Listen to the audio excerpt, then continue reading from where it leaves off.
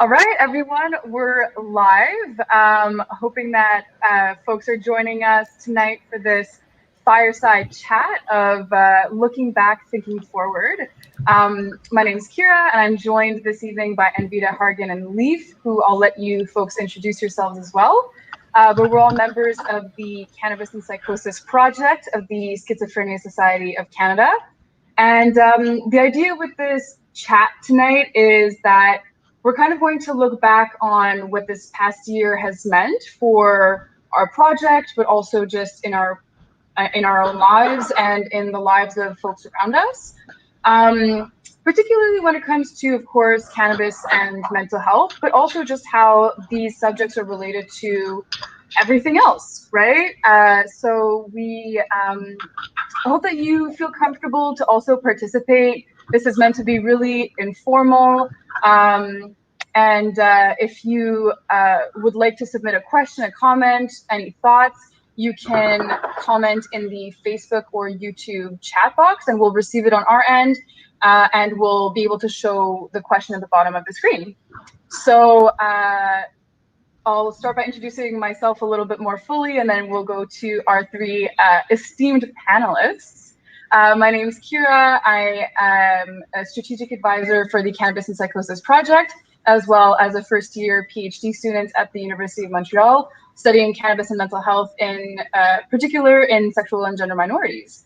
So now my question for our panelists, let me just show it at the bottom, is if you can please introduce yourselves, your role with the project, and also why you were interested in having this conversation. I'll let anyone jump in because it's informal and it's a chat. So go ahead. Sure. So I have a lot to say about that. I got involved with the project last year when I was working as a youth advisor with CHIO, Schizophrenia, CHIO Center for Excellence, along with Anvita.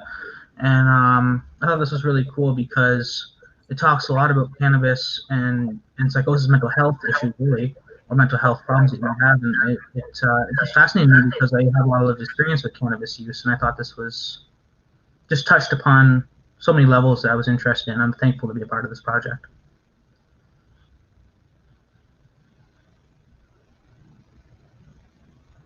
I can go next.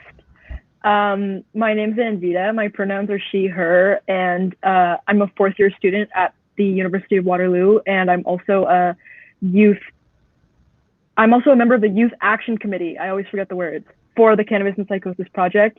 And similar to Leaf, I heard about this opportunity through being part of another youth advisory for the Ontario Centre of Excellence for Child and Youth Mental Health, and long name. And it came at like a really pivotal moment where I was really starting to learn a lot more about harm reduction and get really, really passionate about it. And I was really starting to feel like these are principles that I think are going to like guide my life. And I was really wanting to get involved in initiatives, especially for youth and especially around like cannabis use. So yeah, and I was also just looking for like new experiences to learn and grow as a person. And it's been all of that. Alrighty, I guess I can go next, even though it's hard to go after and meet and leave. But my name is Hargan. I am a second-year student at McMaster. Yeah, I actually joined this project a bit later than most people did. I found out about it, I think, late in December last year, and I started to get involved in January or February of this year. So yeah, it's been an amazing past couple of months, and I've met so many incredible people. But I think what really brought me to this conversation was I am super passionate about mental health. I think in some communities, it's often really difficult to have this conversation. So I think it's really important for projects like this to bring the information to youth who are seeking, that information about mental health, substance use, and those kind of things that are often not found in their communities, not found in their families. And I think what I really liked about this project is it's for youth and by youth. So it really brings a balanced kind of perspective and understanding and putting yourself in someone else's shoes. And I think I really appreciated that. And I think that's something that we don't have in a lot of other initiatives that we do have. So I found this to be a really great way to get involved. And I've just learned so much from everyone in the council.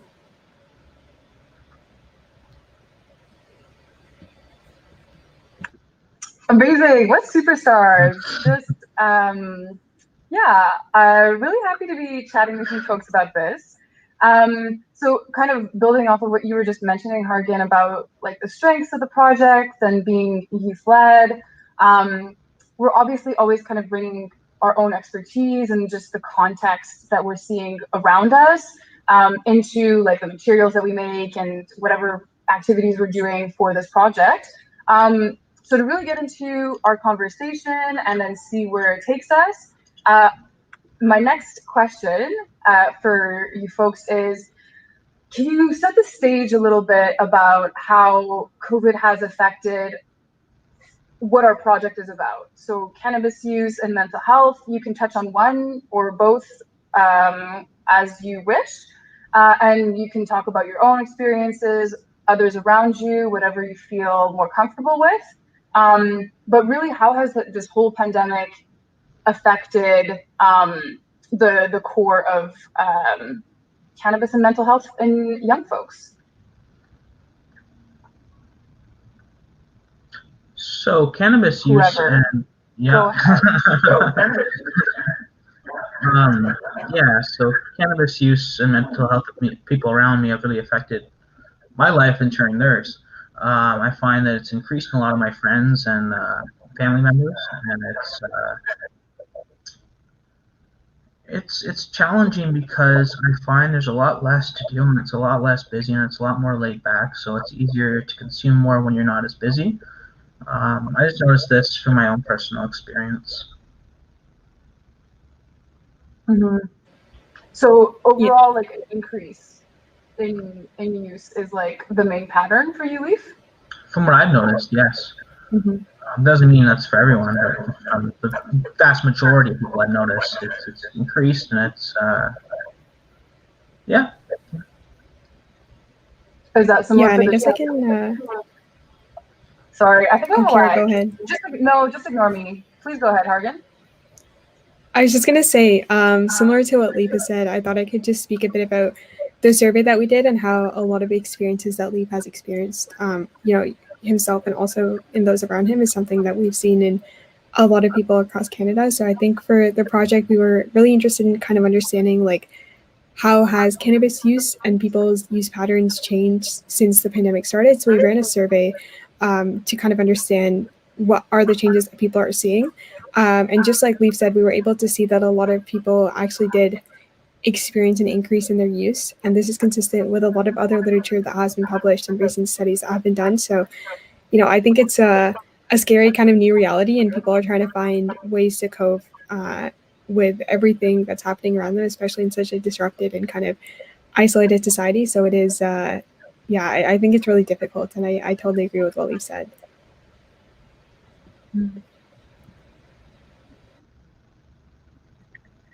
I guess I'll jump in. I'm the last one. I think just like speaking generally, like COVID has changed everything. All of our preconceived notions or the context for mental health or cannabis use before like March, it's like a completely new landscape now. And I think a lot of people have experienced changes in their mental health. And I think like there is an obvious relationship between cannabis use and mental health. And for some people it's positive and for some people not so much. So it definitely has been, I think, tumultuous. Mm-hmm. Do you want to elaborate on like the tumultuousness of it and like perhaps how people's relationship to cannabis and to their own mental health has evolved, right? It's been quite a few months that we've been in this now. Maybe things haven't necessarily been stable this whole time. Yeah, I mean, like I said, I'm more speaking generally. Like, there's no way that I can say how everybody is experiencing how their mental health is changing or how their relationship with cannabis is changing. But there's definitely been an upset in the norm, and I think also much more isolation. And we know that there's a relationship between isolation and substance use. So based on what we hear from the survey and based on like just assumptions we can make, that's what I mean when I say tumultuous. Gotcha, for sure. Anything to add on this point? Because we have an audience question.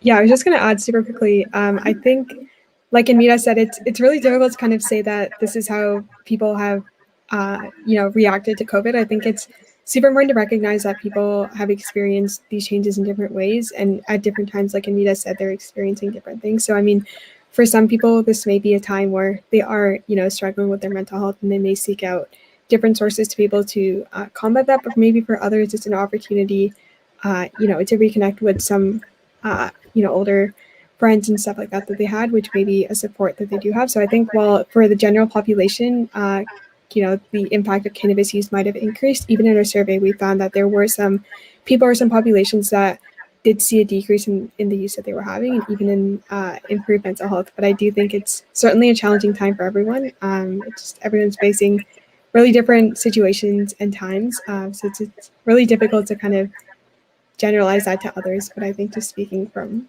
the difference in experiences I've seen around me. Mm-hmm. I wonder, actually, maybe before getting to this audience question, because it really kind of feeds into what we're talking about, like we're talking about a lot of challenging moments and the ways in which more isolation or just a harder time on our mental health might be related to the cannabis use of young people and of people in general. But I'm wondering, like, is there a flip side to that? Is there are there strategies that you've noticed that folks have taken to either like reduce the harms around their cannabis use, or just like find ways for support that they might not have been doing so intentionally before, in order to make sure that they're doing what they can to preserve their mental health? So yeah, strategies for, engaging with other tools and other supports. Yeah, I guess I can start off really quickly. I was just going to mention that I think in a sense, people do have more time, like Leaf was saying, and I think for some people it's harder to engage in self-care and kind of meditation and all those kind of things, which can help with people who are struggling with their mental health. But I have seen that there is, since people do have more time, it is something that they at least give a bit more thought to. Of they want to take out an hour to do yoga, or they want to start working out, or maybe go on a walk with parents or someone living in their household. So I think there are those small things that people have always wanted to do, but have never really got the time to. And I think now is, a great opportunity to get started on some of those really small things. I know personally for me, even just listening to a podcast in the morning, it's something that I wanted to do since so long, but I haven't been able to get started. And just over the past week or so, I've been starting to build that into my day, and even just building a small workout and things like that, which I think is something that has helped me, kind of ground myself and be like, even though so much is happening around me, just having some more time to myself and, being able to take care of my mental health has been something that I found to be super important. Sorry to cut you off, Lee. Feel free to go ahead as well. Yeah, just to add to that, I find that there is, I'm sorry, I lost my train of thought. I had it at the beginning, but I lost it. If it comes back, you can just jump back in. Don't worry about it. I can jump in, Leaf, while you're thinking. I guess something that I think about harm reduction is that we can think of a lot of tangible ways that we see it happening at like systemic or organizational levels, or even like interpersonal levels. So like organizations like ours that do harm reduction work, or like an interpersonal thing would be like carrying naloxone. Like these are things that we can point at really easily and say that's harm reduction. But something I think that's really important on the individual level, especially like thinking about harm reduction for yourself, is trying to embody some of those like core values of harm reduction, which to me are things like empathy, being non-judgmental, empowering people, respecting their agency. Like these are things that you can do that like transcend like substance use or mental health. And I think these are really good things that you can do for yourself, like to extend yourself the empathy and the grace and to not judge yourself. I think this is a really important thing to remember, like harm reduction practitioner. It's just important to do it for other people as it is to do it for yourself, especially in a pandemic. Like your expectations for yourself need to be kind and gentle and accommodating of like the circumstances that you're in. I adore that. That is such a good point. I'm wondering, like, and also kind of with Hargan, I have two questions, but the first one is, like, how does this, you know, practicing harm reduction and these values and how you see yourself, how does that interact with the fact that it is now the beginning of December? For a lot of folks, it's like crunch time with exams, and it's also hard because there is no light. Like the light goes down really early, more so. Like, I don't know, can you speak to that? Do you have any thoughts about how experiencing like this time of the year that can be like quite difficult is at the same time for folks interacts with the pandemic and then embodying these principles? Yeah, I think I can start off maybe. I think it's super difficult, not gonna lie, in exam periods to kind of stay on top of, you know, working out, being kind to yourself, and doing all those things that you know are good for you.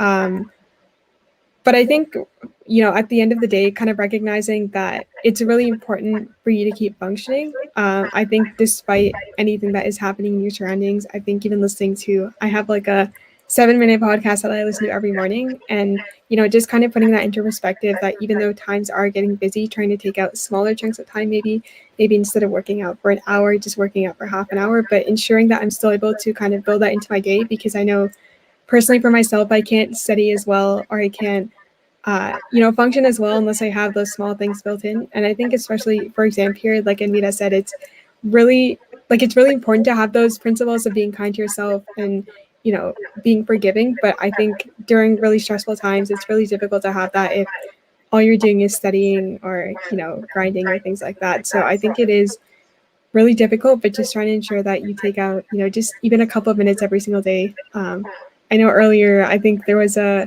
Armand, who's another, you know, youth counselor that we have. He was telling me about this 4-7-8 breathing technique, and it was like during the summer, I was super stressed with so much stuff going on, but it honestly just takes a minute or so, and just doing that like once, twice, 3 times a day is super calming. So just trying to find small little things that you can build into your day, recognizing that obviously it is super stressful time and you have to take out more time for school, but I think it's still important to have. What's the technique? You're not going to tell us what the technique is? Oh, wait, you haven't heard it? 4-7-8 breathing. It's like you breathe in for 4 seconds, you hold for 7 seconds, and then you breathe out for 8 seconds, and you repeat that like 4 times. Ooh. Shout out to Armand. Sweet. Yeah, Leaf, did you have any thoughts? Yeah, I do. I remember him, for a couple of things. First off, I remember that technique. I remember when we met, we talked about it. It actually slows down your heart rate, so it's easier to register and provides more oxygen to the brain. But regardless, what I wanted to add was a few things, just pulling up what I wrote down. So in terms of COVID affecting cannabis use and also like what that's done for me and other people that I know of, it's a lack of support, so it's harder to register harm reduction methods when you use a counseling group or if you talk to someone about it in person. It's much more of a barrier instead of having it in person. I understand why we don't. I'm just saying that's impacted a lot of things around harm reduction, in my opinion. Like I use a smoke cessation group and it's been really helpful, but because of this pandemic, I haven't been able to use it because it's just too hard to navigate.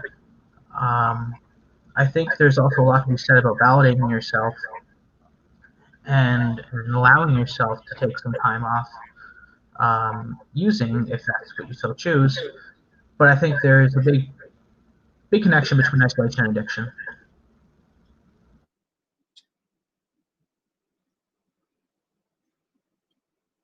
Was there anything else that like folks wanted to add on some of these points?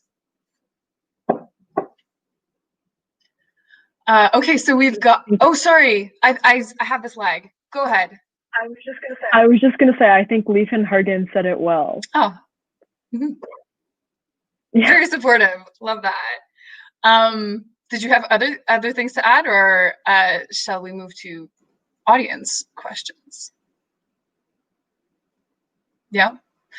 So I just wanted to show you some questions that have come in through Facebook. Cindy asked, will you be addressing cannabis use and its impact on people with schizophrenia, i.e. triggering psychosis? And followed up with perhaps a more specific question that we might want to discuss a bit, but I will preface even before I read the question that none of us are clinicians or are have the kind of expertise that would position us as really the person or the people whose word you should take to encompass this more holistically. So I think we can speak to it, but just prefacing that saying like we won't necessarily be able to answer these questions with any type of definite answer or anything like that. So Cindy's question is, how does harm reduction work when dealing with a loved one with schizophrenia? It's our understanding from the psychiatrists we've worked with that any cannabis use will likely trigger psychotic episodes and potentially cause permanent damage, or at the very least, negatively impact potential recovery. I'd be interested in your thoughts on that. And also, if folks who are listening right now want to put in the comments some of their own perspectives about this question, please feel free to. Leif and Vita and Hargan, did you have any thoughts on this question? Absolutely. I think it's I think that'd be very challenging in terms of someone that has that schizophrenia and can trigger another psychotic episode. But I think that they need to choose, like, not they need to choose. They have to make the choice themselves in order to quit. You can't force someone to. So I think there's a lot to be said there. Or if she's interested in quitting, then it's a tricky question, to be honest. But I think that to support her or him and just not tell them not to use, but to let them figure it out themselves at the same time. But be there to support them. But I don't know. I guess that's what I've done from my experience. Like when I quit, I need to do it for myself. And whenever someone told me to, I would just not have it. It was just not interested. It wasn't really. I didn't feel respected. Mm-hmm. Yeah, thanks for that, Leif. And Vita and Hargan, anything else that you want to add? Yeah, I think once again, like, I'm not an expert at all, but one thing that I think we really try to emphasize in our project is that it's all about like making informed decisions. So I think consulting experts like the psychiatrist that you've mentioned here, Cindy, and having all the information so that you can make the best choice for yourself is really what like I would consider to be harm reduction personally. And then also what Leif said, I think I totally agree.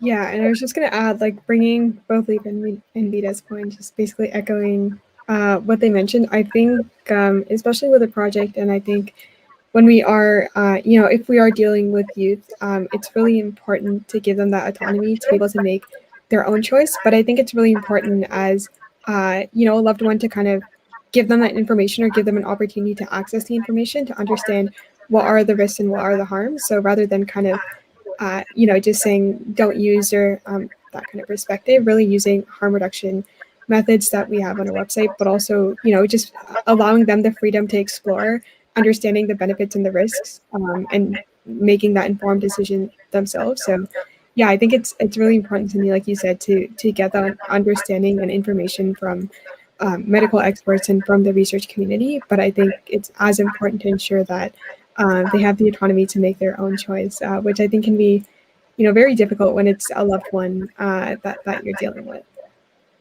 Mm-hmm. Yeah, and I'll just add onto these really good points. I think it's really interesting how, even without necessarily having a medical background, there's still, like we were talking about earlier, just these overarching harm reduction principles and just an approach that exists and that kind of cross-cuts a lot of discussions around substances and just risky behaviors in general, or behaviors that can come with risks in certain situations. I would just add to this question, I kind of took it as speaking about somebody who's already experienced psychosis that was related to cannabis use. So that's kind of how I'm framing my answer. If you go on our website, cannabisandpsychosis.ca, there's a really, really excellent interview with Elias and Heath, who are chatting about their own experiences of using cannabis and experiencing psychosis. And what really was fascinating to me was how they've had very different trajectories afterwards about if they're able to use cannabis at all, and it's been different for both of them, and I would assume that it would be different for just everyone in general, you know, if cannabis use is a possibility after an episode of psychosis that was related to it. And even then, there are harm reduction methods that can be used to, you know, maybe focus less on THC, more on CBD. If you're going to use maybe a method that allows you to dose more easily. So moving away from edibles or dabs and focusing on other forms where you're able to maybe manage a little bit more that the intake and monitor how you're feeling. But I won't say too much more than that. There's a lot of information on our website, and perhaps other folks want to chime in the comments too. Is that okay? Do the three of you have anything else to add? It's just it's like a question that needs to be approached with a lot of care, and I really appreciate how the three of you have done that. There are some other we've got a bunch of other comments and questions from the audience, so I'm just going to go into the next one. Heath says, question: being in community is difficult right now, so I'm curious what role the internet plays for these youth experts on the panel when connecting with others, accessing information or support, and for relaxing / having fun, etc. Does anyone have any thoughts on the role of the internet nowadays?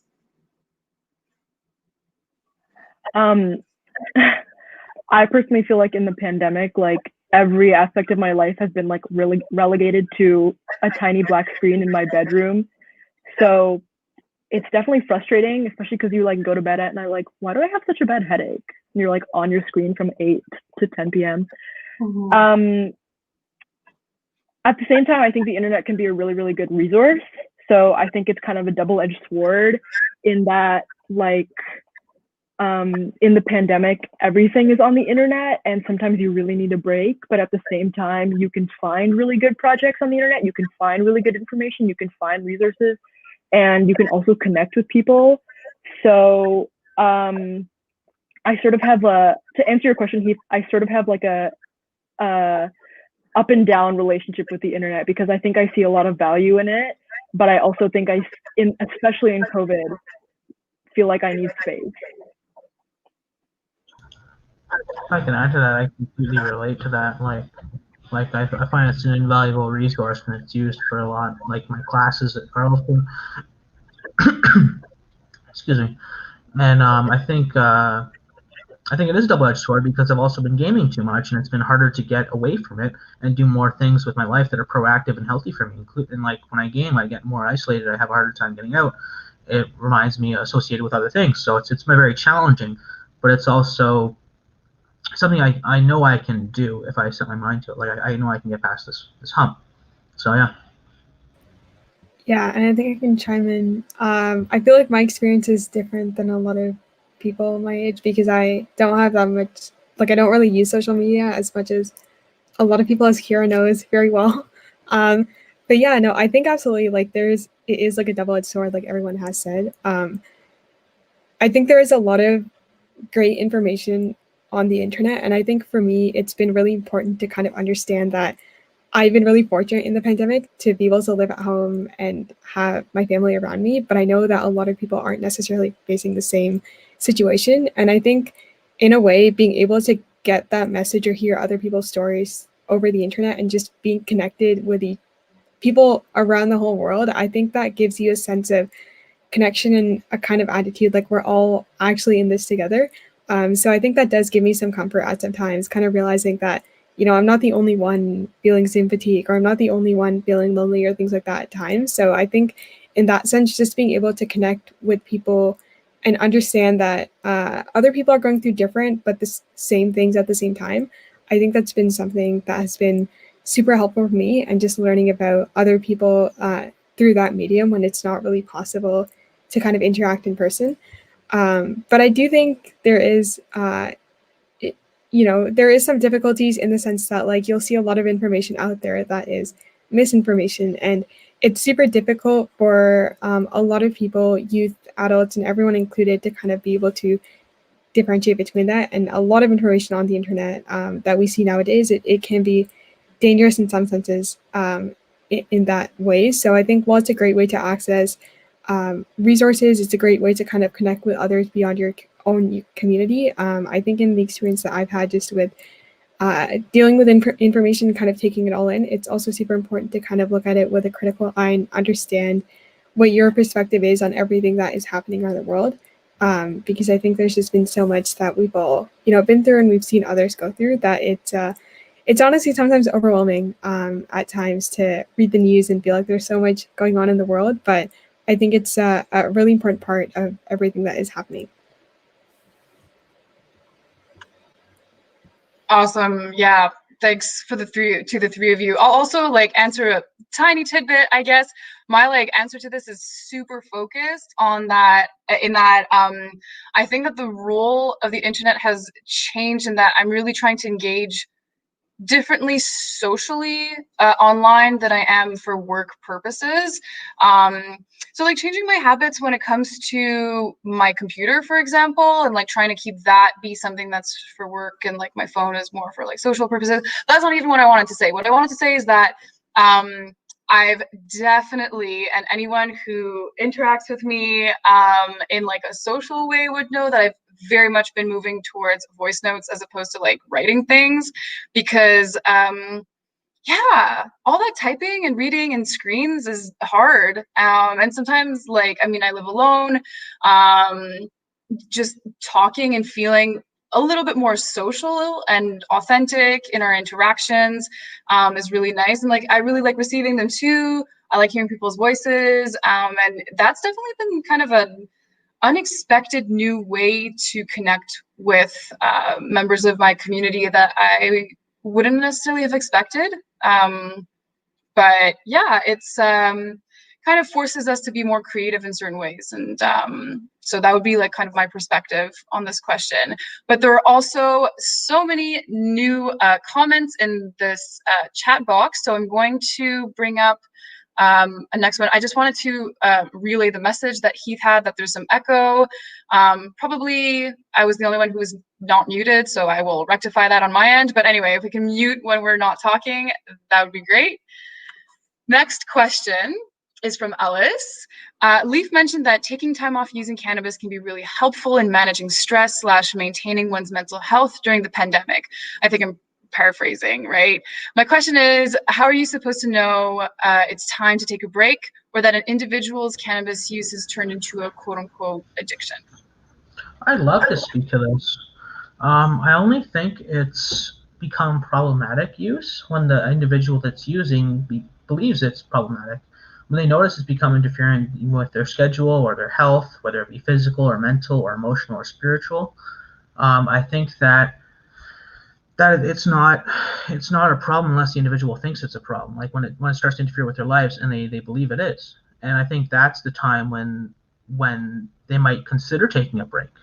I don't think that they need to. I think that it's important to do informed decision making as well. So know what substances you're putting in your body and how it might affect you, and also understanding it from experience.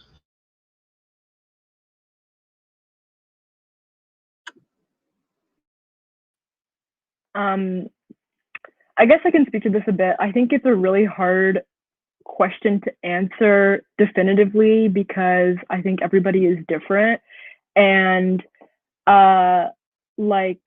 everyone's relationship with cannabis is different, and everyone's reason for using is different. So it's really hard to say this is the formula for understanding if it's a problem, so to speak.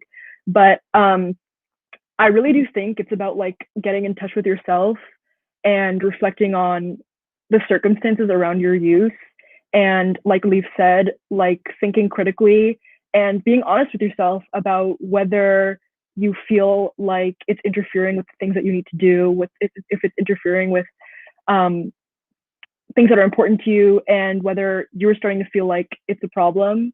So I guess I would say it's just about like being honest with yourself and taking time to really understand why you make the choices that you make.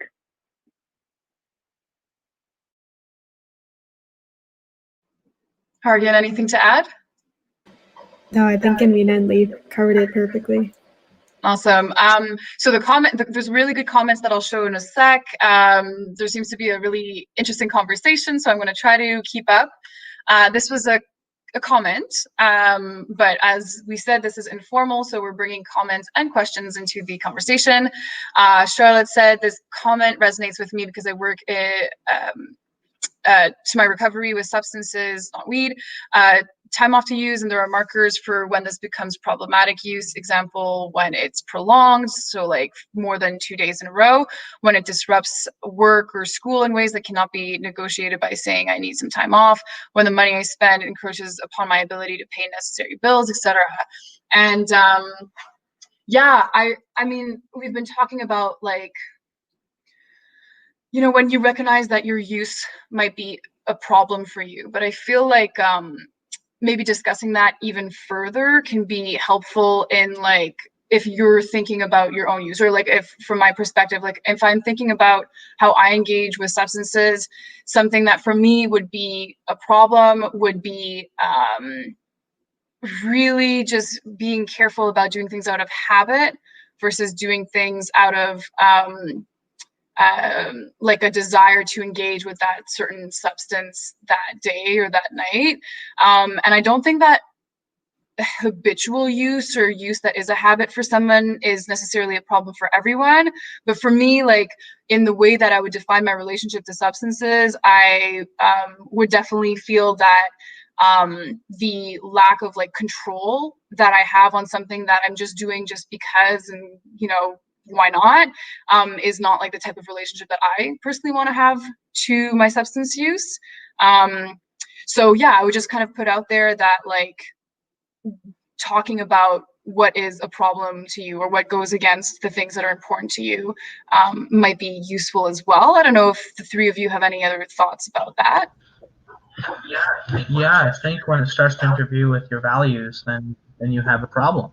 I think when your values or your community are not correlated with the substance that you're using, or even like they can't work, they don't work together, then I think that it might become more problematic for you because they just don't interline, and it's not necessarily what you're trying to achieve or accomplish. From my own experience, like I used to use, and as my community changed and as I reduced my use, it became more, my community became healthier, but also more in line with my values. When I was using, it was more in line with my values, but when I was using, so it was just a different community from my perspective. I also think it's worth noting that it's like not a binary problem, and it doesn't have a binary solution either. So it's not as if it's just like healthy use, let's say, maybe that's not the right word, but healthy use versus problematic use, like it's one or the other. And then it's like complete abstinence is the solution, or indulging in whatever is like whatever the solution. It's like there's a spectrum of things. And yeah, like Kira just put up a really, really good comment, like abstinence doesn't look like one thing. It's not like, it doesn't have to be like calling it quits completely. It can be like taking one day off. And you know, identifying your use as problematic doesn't necessarily mean you need to stop completely or abstain completely. Like there are different, it's not binary. There are different things that you can do. Yeah, I mean, I don't think this is completely related, but I do want to mention, like Leap and Carrie, you were talking about like the idea of values, right? And kind of trying to evaluate the reasons why you use, or like the place that you're in based on the values that you have. And I think, you know, I don't really know how related this is in terms of specifically, I guess, to using cannabis and what comes along with that. But I do think that also recognizing that values do change at times. Like I know personally for myself, just being critical and thinking about, why do I value this or why do I value something else? I think for me, once I kind of went to university, there was a shift in the values that my family had and the values that I had myself. So really being able to critically think about why you value some things, and why, other people have different points of views or other perspectives than you do. I found that's been a great kind of way for me to understand more about myself and critically kind of reflect on why I do the things, I do, what the really small things and the larger things in my life, and maybe how I can go about changing that, and even realigning my values to what I think is more important in my life. So I think just being mindful of the fact that values do change as we grow and as we have different experiences, and how that might change the relationship you have with your mental health or the relationship that you do have with cannabis. I would, did you have anything to add? No, I think that was great. The only thing, actually, I do have one thing I like to add. I think that in terms of like, just from my own experience, like my values and my environment changed as my community changed. So I think when you're finding new community or doing a new start, or going somewhere new, or just creating a different community around yourself, it might look differently than before. And one thing that my counselor always told me that really helps me is related to this comment. Actually, it's it actually helps me quit, but it's basically, don't think of it as quitting altogether. Just set yourself up for like a month or a time limit or a time frame that you think is reasonable for yourself, and follow that. And if you still want to continue using, then you can continue using. But not I mean, I think that your values might shift a little, and that's just what I experienced for myself. Yeah. There's two other comments about this, and I'll read them out, including the one that's up right now. But this is just really making me think that, like, similarly to our values changing and bringing it back to this COVID context, like, so are our resources, right? Like, for some folks, maybe cannabis use is happening more out of boredom, and that boredom wouldn't exist if they still had organized sports or like art and like other activities to do. So yeah, I just think it's super tricky, especially when we're thinking of things like taking a break, that you're, stopping one activity, but sometimes it can be really hard to find something to replace it with, right? And so I don't know if there thoughts about that, or should I read the two other comments on this point before? I'll read the comments to give you a sec to think at the same time. So this comment from Heath, I also relate to this. Sometimes taking a break is more attainable than quitting completely, and it's more reflective of the spectrum of use, and that abstinence isn't always a realistic goal. But taking a break or reducing use can be much more realistic. Also noting that it's likely different for everyone. And then there's this other great comment from Charlotte. Absolutely. Planning for time off to use substances takes the pressure off my mind and my general fear of abstinence. When I'm trying to be abstinent, potential use and cravings plague my mind, and actually it becomes much more disruptive to my life, which is a really great point. Do folks have anything to say about these last 2 points? I resonate with that last one. Well, both of them, but specifically that last one, because when I try to think of abstinence, it just sounds impossible. It's like this huge goal that you're setting before yourself, and it's not realistic. It might be realistic, but it's very challenging. And to set up yourself for smaller goals, I think really works more to your advantage, because you're sort of building yourself up, and I think that's very important.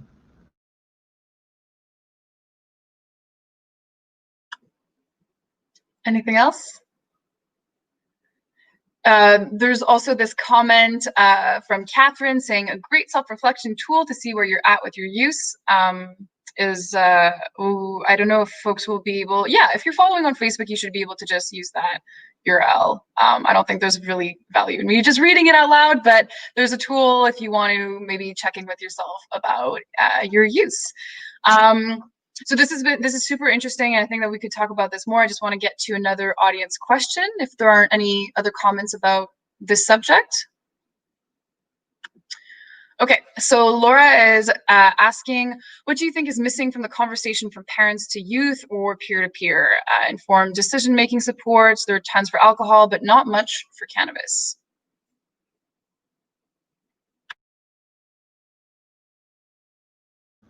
I think there definitely needs to be more peer-to-peer sports. I don't know. I've never heard of any parents to youth supports, but I have heard of lots of peer-to-peer supports, but they're very, very hard to find. I mean, there is Cannabis Anonymous, but it's very small in Canada. It's more popular in the U.S.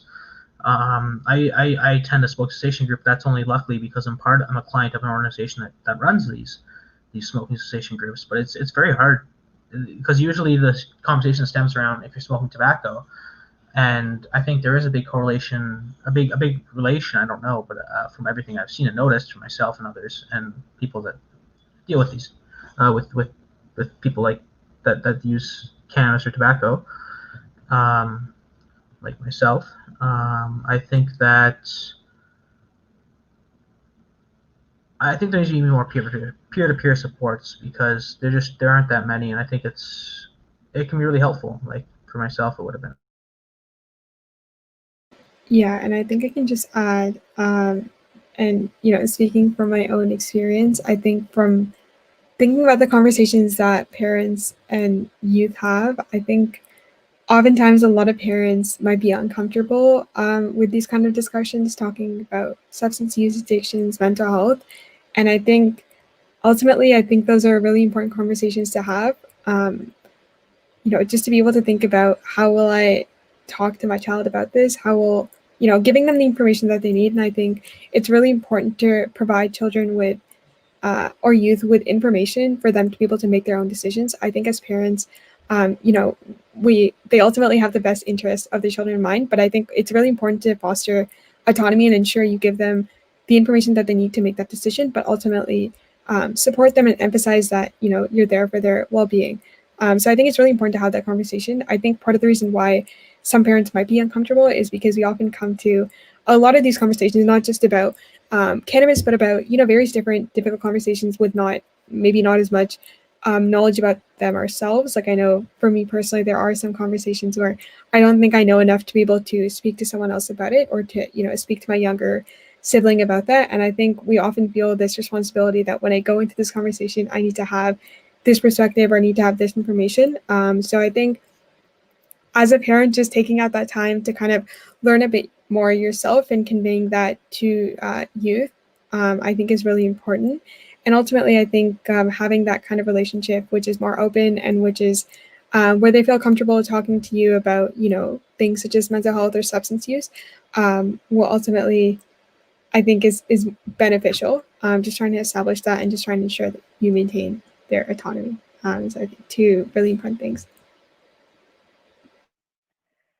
Yeah, I think something that I think, and is also part of the reason that I got involved with Cannabis and Psychosis project, is that I feel as if there is a lot of fear mongering around cannabis use and cannabis education, like in education, in some forms of education, in public discourse, and also potentially in personal relationships.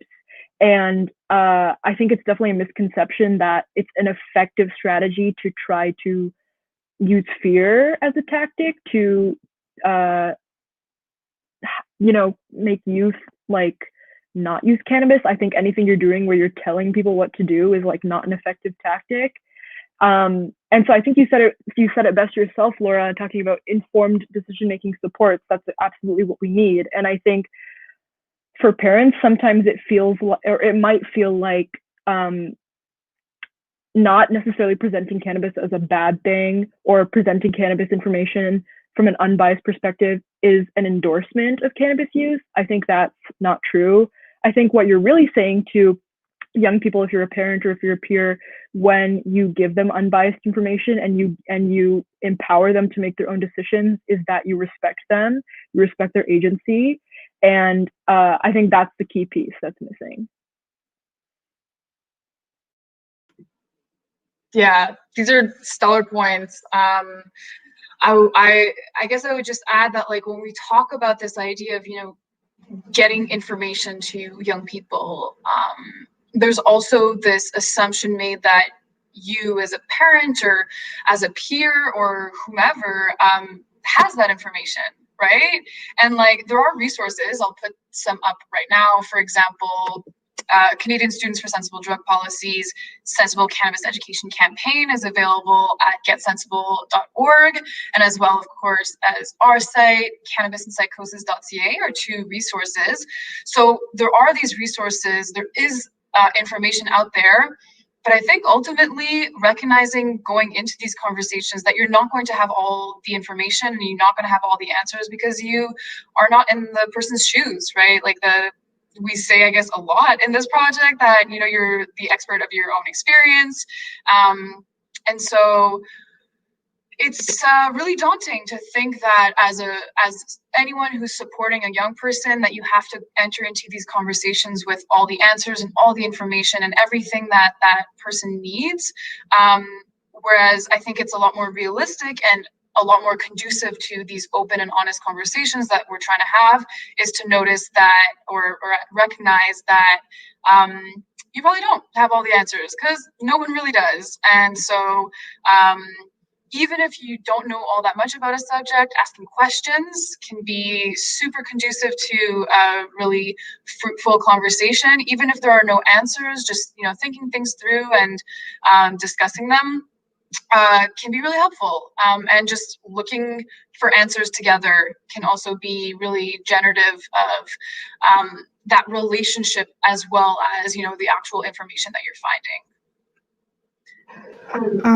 Yeah, I just wanted to add super quickly, building off everything Kira said, I totally agree with all of it. And I think it just comes to this idea of listening with curiosity. You know, I think a lot of times in situations when we are put in a situation where we might not have the same point of view as someone, it's really easy to kind of get defensive or be focused on kind of getting our point of view across, or you know, conveying that to children or to youth. But I think it's really important to kind of listen with curiosity, and like Kira said, understanding it from their perspective. I think it's really difficult to understand, you know, why someone might use what circumstances are surrounding that, how that is helping them, or how that is, you know, affecting them. So I think as a parent having that conversation, or even as a friend having that conversation, really trying to focus it on their perspective, asking questions to understand, you know, why do they think this is something that they have been doing, and how has that kind of been helping, if it has been helping them, and then kind of working with them,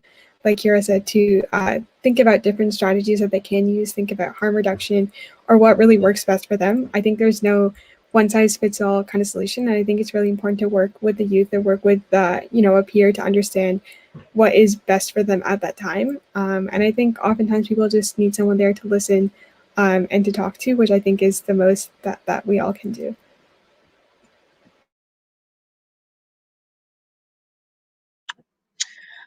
So we only have a few minutes left. I think there's a lot of questions that we were thinking that we would talk about, which we haven't, but honestly, like, these comments are amazing. People's insights are just really great to see. So I'm just going to put up to try to make sure that we've gotten the comments that we've received, that we've like read through them and perhaps commented on those. So the first one that I haven't shown yet, I think, is Heath's comment on this note. So kind of going back to this conversation around like abstinence, harm reduction, and what that all means within a cannabis use context during COVID, especially. On this note too, I think allowing young people especially to set their own goals is so much more effective. When I was under 18, feeling like the adults in my life were forcing me to quit or not valuing my autonomy, etc., only made me want to smoke weed more. So that's a really important point. We have 6 minutes left. Does anybody want to comment on that? We've got like 4 others after. No pressure. I think that's a great point. Okay. Charlotte answered, or I'm not sure if it was in the response to Heath's comment, but said, many youth I work with, and this is also true for myself, say that cannabis, quote unquote, helps with anxiety, but I know, or think I know, that this is a trick that cannabis plays on mine and others' minds. How can we talk to youth about the negative impacts of cannabis when it sometimes seems to the person using that cannabis is saving or helping them? Yeah, any thoughts on that? I don't want to like rush folks either. I'm just trying to get as much of the conversation in from the audience as possible. Yeah, I think I would just add, I think it's really important to recognize that, to recognize why youth might be using, if it does help with their mental health or they think it might help with anxiety or depression or whatever they are facing. But I think at the same time, like you mentioned, there are some negative impacts that it does have. And I think just being honest about that, giving them a balanced perspective, but also working with them through understanding, like, what else can they do for their anxiety? Is there anything else that they can maybe start doing or that you can help them with to reduce their need to consume cannabis for that reason? And I think that's a really important part of why the conversation should be focused on the individual themselves and their circumstances to understand, I guess, like what's best for them in that situation. But I think just presenting alternatives and, recognizing that what they're facing is real and it is something that does need to be addressed or, in one way or another, and just kind of being there for them, giving them the information, but also walking them through how else they can best manage some of their symptoms and understanding that aspect.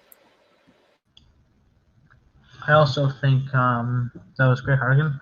I also think that let them inform them of the supports that are available if they have any that are available, and don't necessarily tell them to use them, but let them choose to find it their own way if they want to. Like show them the supports or whatever that may look like, because there aren't that many for cannabis. But don't just know that there are ways to quit if they choose to, and it's not impossible, but there are ways. But also let them know that if they want to use, then that's totally up to them. That's their decision. You should respect that.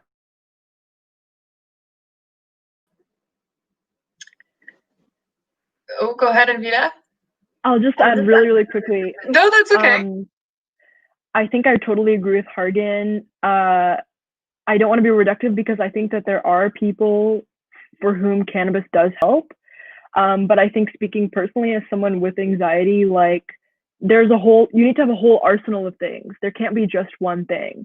There needs to be a whole arsenal of things that supports, like, a support network or other tactics that you use. It's definitely, I think, speaking from personal experience, not ideal to just have one singular thing that you rely on to help with anxiety. Yeah, great point. Okay, we're going to go through 2 other comments and maybe get to the third, but if we don't get to your comment and you've asked something in the like Facebook chat, or in YouTube is also a possibility if you're there, so sorry. This has just been a very animated and full conversation.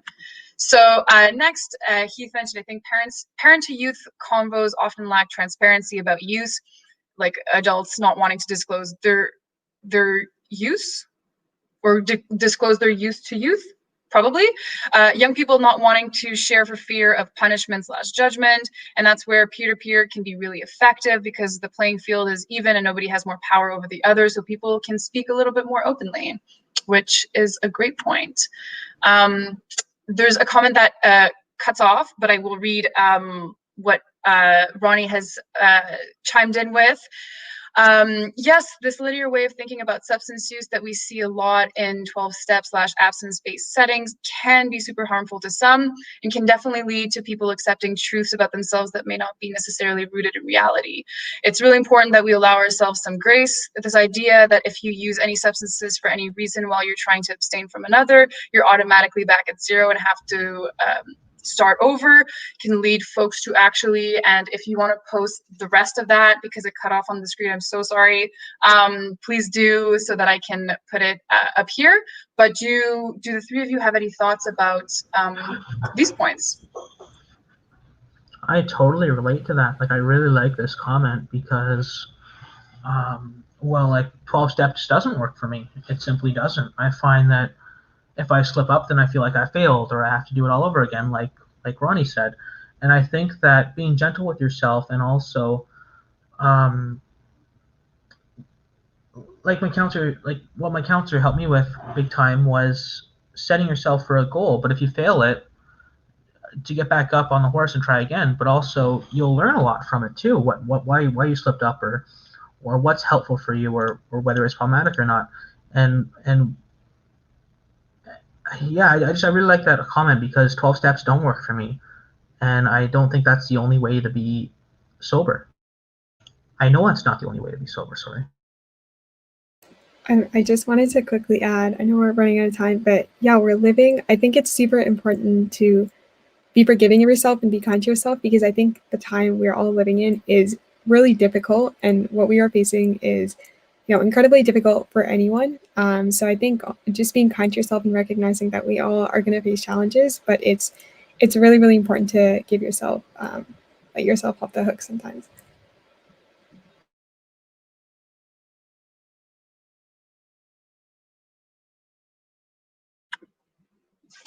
Sorry, Anvita, I'm going to read the second half.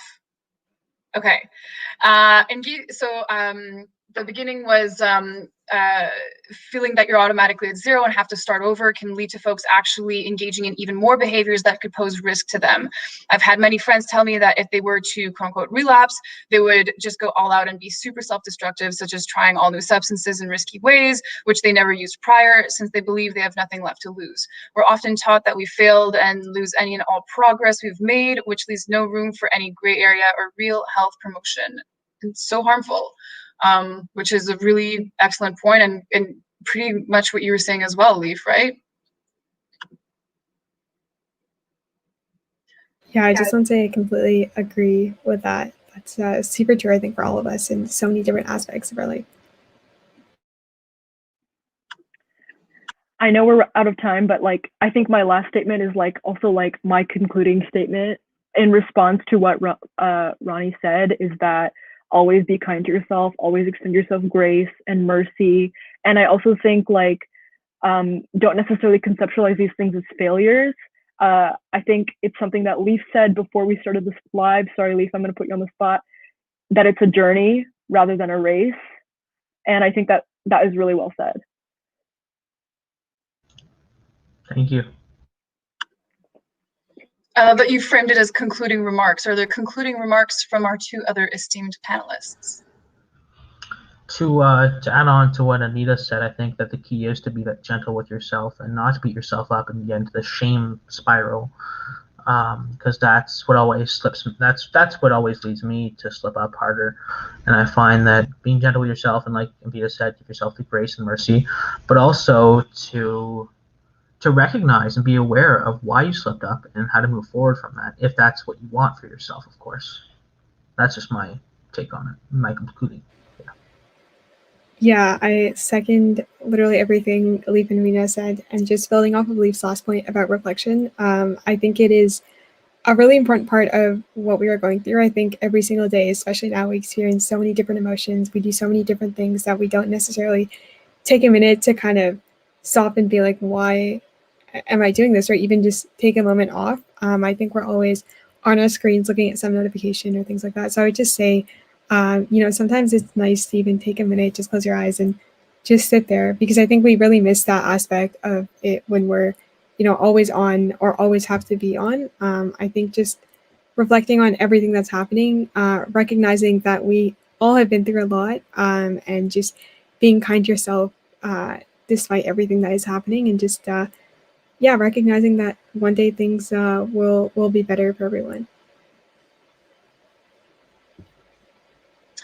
That's really beautiful. Thank you to the three of you, Anvita, Hargan, and Leaf from our Youth Action Committee at Cannabis and Psychosis, which is a project of the Schizophrenia Society of Canada.